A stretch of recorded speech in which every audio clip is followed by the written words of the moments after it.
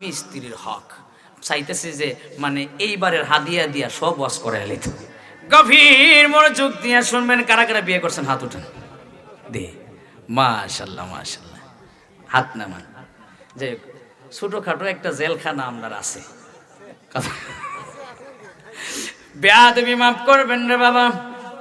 কবেন হুজুর আপনিও কি এই বিপদে আছেন নাকি? লাইভ চলতেছে, উনি আবার বাসায় থেকে থেকে লাইভও দেখে যে কোন জায়গায় কি কই, তাইলে একটু বুঝা শুনেই কই দিব।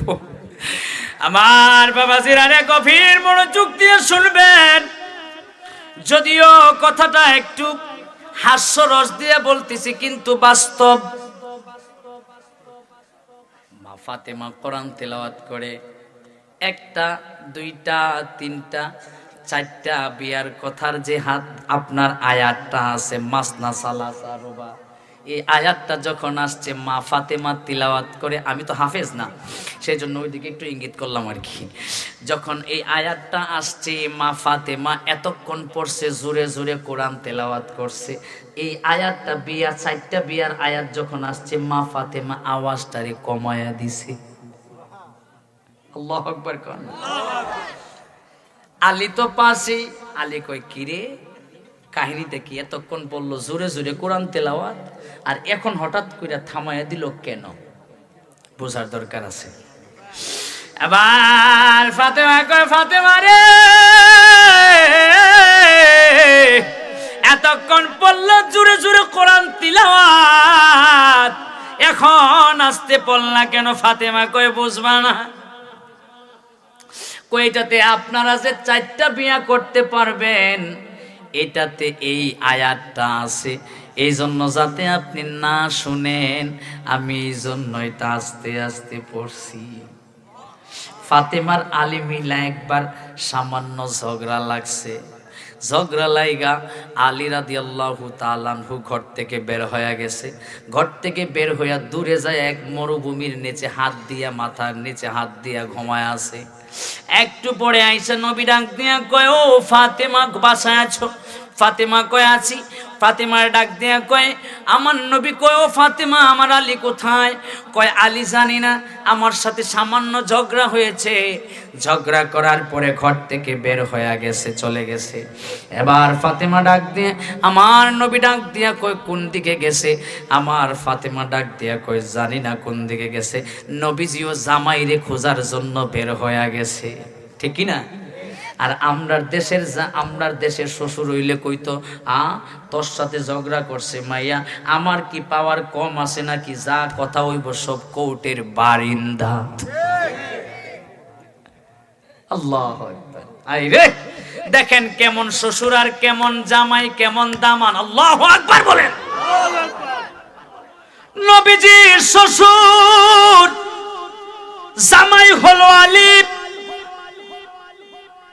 শ্বশুর জামাইরে খুঁজতে গেছে, খুঁজা গিয়া দেখে মরুভূমির মধ্যে মাথার মধ্যে নিচে দিয়া হাত দিয়া ঘুমায় আছে। এবার বাম পাশ থেকে আলীরে ধরছে, আলী মুছর মাইরা ওই দিকে চলে যায়, কারণ আবার ডান দিকে যায়, আলী মুখ ঘোরাইয়া বাম দিকে চলে আসে। কয় বাবারে বাবা, এমনিতেই তো ঘরে একজন আপনার মেয়ের সাথে ঝগড়া করছি, আর আপনি এখানে আইসা বুঝে আমার গুতাগুতি করে, সহ্য হয় নাকি?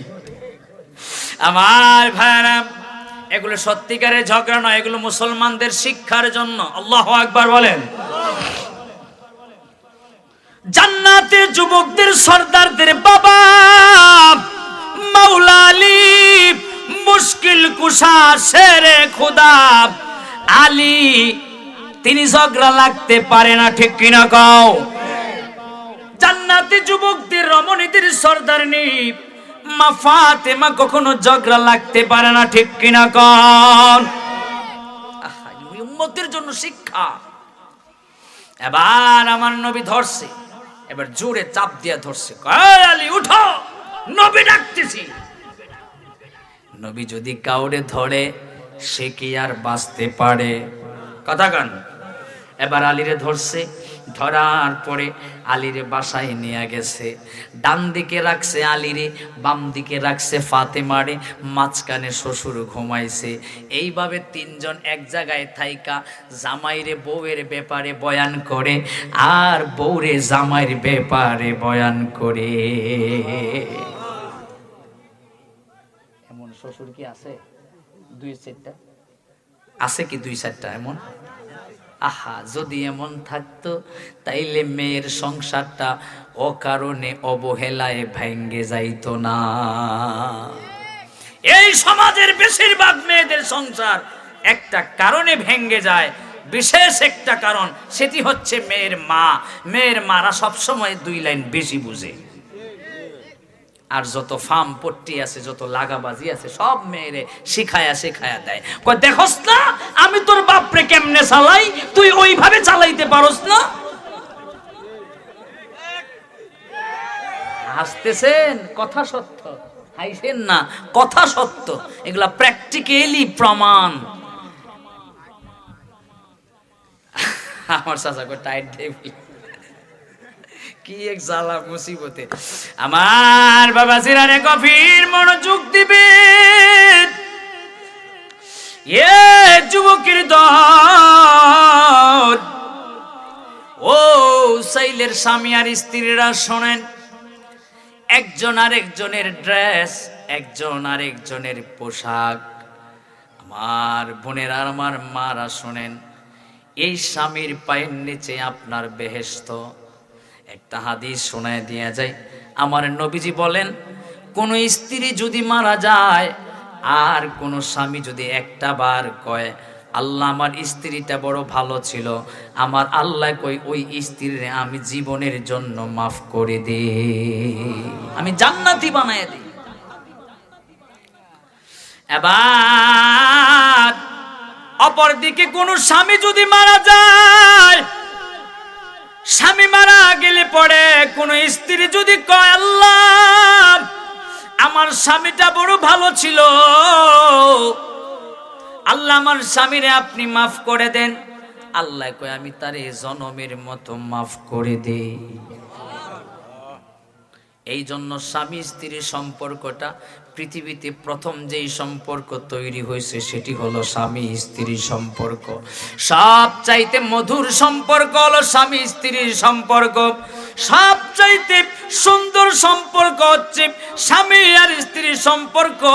আধা মিনিট আগে দেখবেন ঝগড়া লাগছে, একজনে আরেকজনরে দেখতে পারে না, জীবনের মতো একটা আরেকটারে শত্রু মনে করে, কিন্তু আধা মিনিট পরে দেখবেন একজনে আরেকজনে জীবনের মতো ভালোবাসে। ঠিক কি না? এই আধা মিনিট আগেও মনে হয়েছে যে একটা একটা খুন করে ফেলবে, কিন্তু আধা মিনিট পরে একটা একটার সারা বাসে না। আল্লাহু আকবার, কত মধুর সম্পর্ক দেখেন। আমার বাবা জিরানি, আমরা ছোটবেলায় দেখেছি বউরা কখনো স্বামীর নাম ধরে ডাকে নাই, এমনকি স্বামীরাও বউয়ের নাম ধরে ডাকছে না। সন্তানতি হওয়ার আগ পর্যন্ত বউরে আলাদা একটা নাম দিত। কথা বলেন না বাবা, কথা ঠিক। বউরে আলাদা একটা নাম দিত। আমার এক চাচির নাম আছে, আমি একটু বুঝাইয়া দিই প্র্যাকটিক্যালি। আমার এক চাচির নাম, আমি দেখি খালি সবাই ওনারে ডাকে এলাসির মা। কি তার মা? এলাসির মা। আমি একদিন হঠাৎ করে প্রশ্ন করলাম আম্মারে, আম্মা এই চাচি ওনারে এলাসির মা ডাকে কেন? কইরে বাবা, আগের সিস্টেমটা হলো এটাই, একজন আরেকজনের স্বামী না, শুধু ঘরের বা পাশের ঘরের মানুষ একজন আরেকজনের নাম ধরে ডাকতো না, যে কোনো একটা নাম দিয়া তারপরে ডাকতো সম্মানার্থে। এখন উনি একটু সুন্দর ছিল বিধায়, এলাসির মতো ছিল বিধায়, এই জন্য ওনারে নাম দিছে বিয়ার দিনই ঘরে বউ ঢুকায় আইনা বা বিয়ার পরে নাম দিছে আইনা যে তুমি আজকে থেকে এলাসির মা। কি এর মা? এলাসির মা। আর এগুলা আছে ভিংরাজের মা। কি এর মা? আমি ভাবতাম যে ওনার ছেলে আছে কয়েকজন, মনে হয় কোনো এক ছেলের নাম ভিংরাজ, মূলত একটা ছেলের নামও ভিংরাজ নাই। বুঝাইতে পারছি? সেজন্য সম্মান ছিল। অথবা ডাকতো, কইতো ওগো কই তুমি কই গেলা। সন্তানাদি হওয়ার পরে সন্তানের নাম ধরে ডাকতো, অমুকের মা তুমি কই গেলাম। এখন জামাই বউরে নাম ধরে ডাকে, ভালো কথা, ডাকতে পারে, কোনো অসুবিধা নাই। বরঞ্চ সুন্দর নাম ধরে ডাকা হাদিসে নির্দেশ আছে। সুন্দর সুন্দর নাম বলে ডাকতে পারেন, আরবিতে ডাকেন, বাংলায় ডাকেন। আমি চালু করছি আমার বাসায়, বাংলায় কইলে একটা শরম শরম লাগে, মানুষ যদি শুনে বুঝে তাইলে একটু লজ্জা লজ্জা লাগে। এই জন্য আমি নাম দিছি আরবিতে, যাতে কেউ না বুঝে। অনেকেই প্রশ্ন করছে, কয় ভাইয়া প্রশ্ন করছে, কয় হুজুর আপনি যে এইভাবে ডাকেন এটার মানে কি? আমি বাপ্পারি বাপ্পা, হ্যাঁ এটার কথা আমি নাম দিছি রাব্বাতুল বাইত। মারহাবা কয় না রে? রাব্বাতুল বাইত। এবার এটার অর্থ কইজা বাইর কইরা আমারে জানাইন ফোন দিয়া যে হুজুর এটার অর্থ কইজা বাইর করছি। আমার বাবাজিরা রে, স্ত্রীকে সুন্দর সুন্দর নামে ডাকবেন, আমার নবীজিও ডাকছে। নবীজির নির্দেশ আছে স্ত্রীরে মাসে একবার হলেও কোথাও না কোথাও ঘুরতে নিয়ে যাবেন, এটা সুন্নাত। এখন কইব হুজুর এটা আবার কিতা শিখায়া দিয়া যাইতেছেন?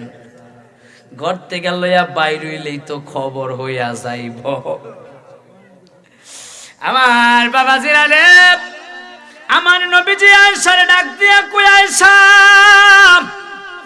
আজকের রাত্রিটা দেখছো কত সুন্দর লাগে? কই জি ইয়া রাসূলুল্লাহ, আজকের রাত্রিটা বড় সুন্দর লাগে। চন্দ্রনী রাত। কিসের রাত? চন্দ্রনী রাত। একদম প্রকাশ হয়ে গেছে। রাত্রির বেলাটা মনে হয় যেন দিনের বেলার মতো, আর আকাশে হঠাৎ করে করে ঝিলিমিলি ঝিলিমিলি তারকা জ্বলতেছে। আমার নবীজি আয়েশা সিদ্দিকারে নিয়ে উঠানের মধ্যে হাঁটে আর চন্দনী রাত্র উপভোগ করে। কন্যা সুবহানাল্লাহ। এখন যদি ওই পাশের ঘরের কদ্দুস মিয়ার বউরে লইয়া উঠানে চন্দনী রাতে হাঁটে, এই খবর আর ওই বাড়িতে সীমাবদ্ধ থাকবে না, পরের দিন উসাইল বাজারে আসতে বেশি সময় লাগবে না। কথা বলেন ঠিক কিনা? অথচ এটা আল্লাহ রাসূলের একটা সুন্নাত। আমার নবী ডাক দিয়ে কয়, আয়েশা রে চলো তুমি আর আমি একটা প্রতিযোগিতা দেই। কই কি ইয়া রাসূলুল্লাহ? কয় তুমিও দৌড় দাও আমিও দৌড় দিই, একসাথে দৌড় দিব। যে আগে যাইতে পারবে সে জিতা গেছে। আমার নবীজি দৌড় দিলেন, আয়েশা রাদিয়াল্লাহু তাআলা আনহা দৌড় দিলেন, একসাথে দৌড় দিলেন। আমার নবী আগে চলে গেছে। হঠাৎ করে আগে গিয়ে আমার আয়েশা সিদ্দিকা একটু বেজার বেজার হয়ে গেলেন। এবার আমার নবী কয়, আয়েশা রে শুনছনি? বলে কি? কয় আয়েশা রে আবার প্রতিযোগিতা দিতে হবে, এখন এটা হয় না, এটা বাদ। কেন? স্ত্রী বেজার হয়ে গেছে। এবার আমার নবী কয়, আয়েশা রে আবার দৌড় দাও, আবার দৌড় মারো, দেখি কে জিতে।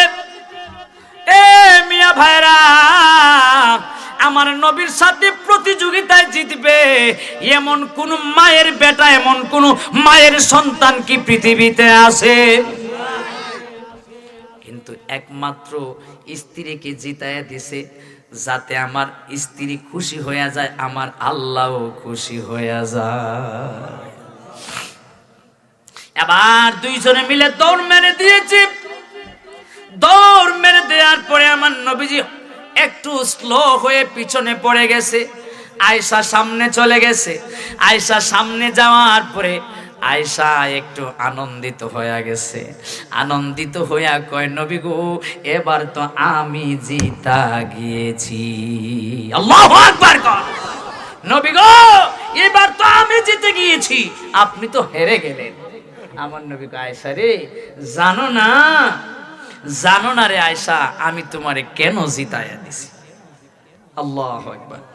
আমার ভাইরা গভীর মনোযোগ দিয়ে শুনবেন, বউরে একটু জিতাইয়া দিবেন। পারবেন না ইনশাআল্লাহ? পারবেন নি? যেদিন তরকারিতে লবণ কম হবে অথবা বেশি হবে, ওই দিন বউরে কইবেন, বউ আজকের তরকারি তো বেশি, অন্য দিনের চাইতে মজা হইছে। পারবেন না? বউ যখন খাইতে নিবে, ভাতের লোকমাটা যখন তরকারি মাখায়া দিবে, দিয়া দেখবে লবণ বেশি হয়ে গেছে, জিহ্বায় কামড় মারা দিব, কই হাইরি কইল কিতা, হ্যাঁ সত্তরের আব্বায় কইল কিতা, লবণ দিহি আমি মুখের লবণ এত বেশি হয়েছে এটার জ্বালায় মুখে নিতে পারি না, আর কয় আজকের তরকারি অন্য দিনের চাইতে নাকি বেশি মজা হয়েছে। আল্লাহ, বউ মুস্কি হাসি দিব আর কইব রে সত্তরের বাপ, তুমি আমারে যতটুকু ভালোবাসো এর চাইতেন বেশি আমি ভালোবাসি, এটার প্রমাণ দেখায়া দিমু। আরে মেয়ে, বউ তরকারি এমন ভাবে রান্না করব, তেল পেঁয়াজ শুধু না, প্রয়োজনে এই তরকারি মজা করার জন্য হাত কাইটা রক্ত দিয়া রান্না কইরা মজা কইরা আরেকদিন খাওয়াইব, ঠিক কিনা কও? আর তরকারিতে লবণ বেশি হইলেই কইব তুইও পারস না, তোর মায়ও রান্তে পারে না। কথা, হ্যাঁ, তোরে কি রান্না বান্না শিখাইয়া দেয় নাই? আসেনি? আপনাদের এলাকায় নাই, এটা আমাদের এলাকায় আছে। আমার বাবা সিরারে গভীর খেয়াল করে শুনবেন রে আব্বা, আর এখনের তরকারিও মজা না হওয়ার কারণ আছে। বেটি এক হাত দিয়া তরকারি ডেকে নাড়াচাড়া দেয় আর আরেক হাত দিয়া মোবাইলে গান দেখে। কথা বলো। এক হাত দিয়া তরকারি বানায়, আরেক হাত দিয়া টিকটক করে। আহা, সমাজটা ধ্বংস হয়ে গেছে।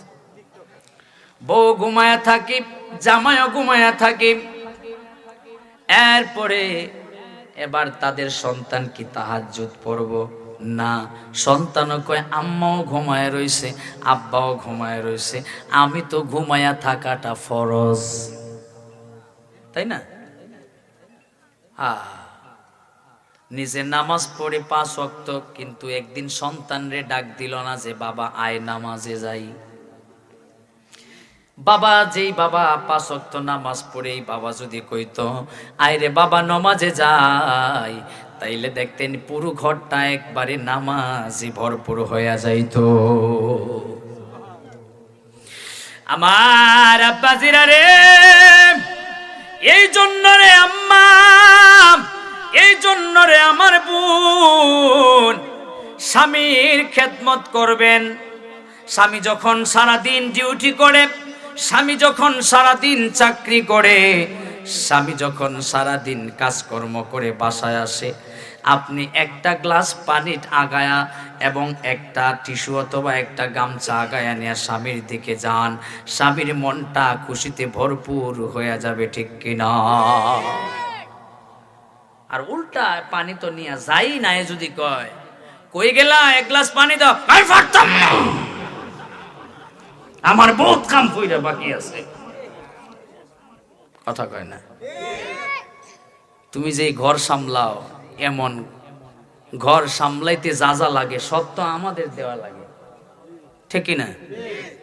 তুমি যে ঘর সামলাও, যে 4টা চাল তুমি ভাত রান্না করো, এটা তো আমাকে জোগানো লাগে।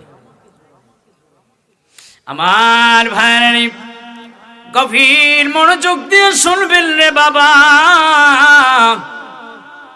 হুজুর, আমি এই বউ রাখতাম না, ছোটখাটো মুফতি, এই জন্য মাঝে মধ্যে মাসলার সম্মুখীন হতে হয়।